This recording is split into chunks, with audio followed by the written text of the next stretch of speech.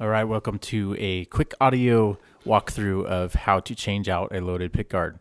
Now we're going to try this a little bit differently. I'm going to be doing a voiceover as we show you some sped up footage of me changing out a pickguard. Now, typically you're going to want to loosen the strings.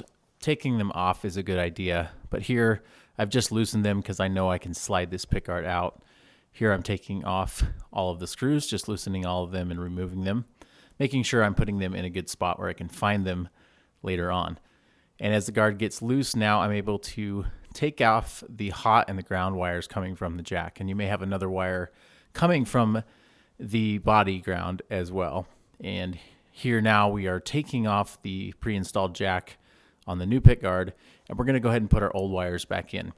Now, if you get a guard from us, you might want to consider putting the new jack in place. But if your jack seems okay, you can also do it like we're showing here, just installing that hot back to the middle lug of the volume pot and then grounding that black wire from the jack and the body ground.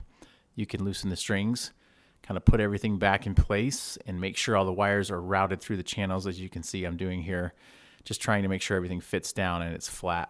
From there, you're going to want to go ahead and put a couple screws down and plug it in and do a tap test and making sure your pickups are working and making sure your solder connections are good. And after that, you can see just putting everything back in reverse, putting all the screws in, and then tuning it up, and you're good to go. So that's a quick walkthrough of how to do a loaded guard.